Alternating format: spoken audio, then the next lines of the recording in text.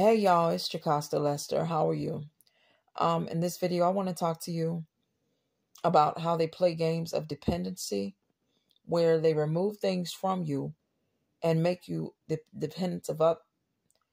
They try to render you a dependent of others for things that God gave you freely. I'm telling you, I despise it. It greatly reduces your quality of life, and it takes away those things. It robs you. It robs you of your life. If something tries to take away something phenomenal and leave you with something mediocre and then tell you that it's okay, it's not. All right? And I'll just put it like this.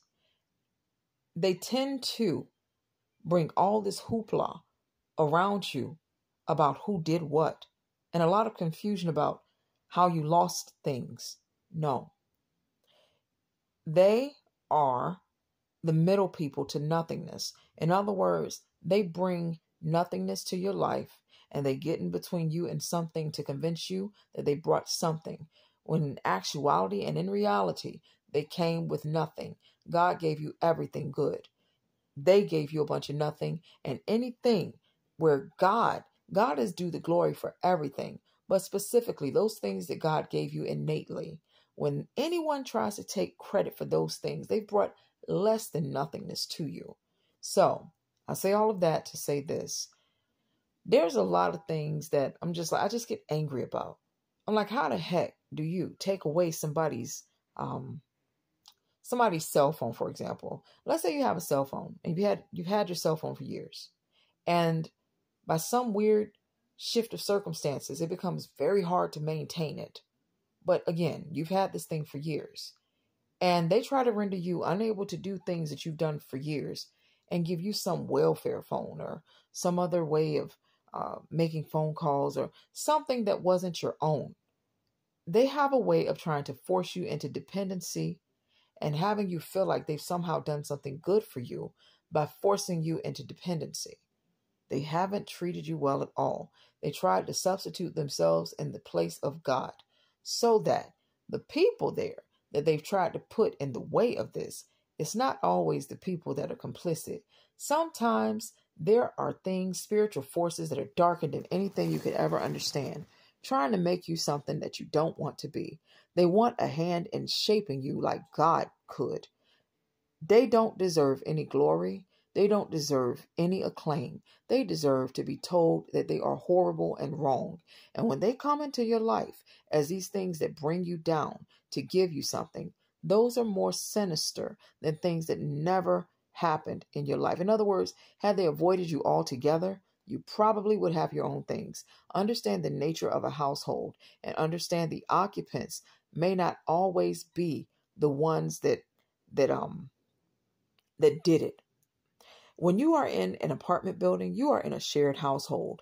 Understand that the owner is the one that owns it, and several inhabitants, depending on who lives there are people that live there with you as residents. That means that it's a community of owners. Okay. And it's not always just the people that are in the units or the places with you that are the household. If it is a shared household, there are many decision makers in one place. And if you don't have ownership of that household, then understand how many ways that authority within that place has been dispersed against you in some ways. And it's easy to determine if a house is for you or against you by those things that you pursue.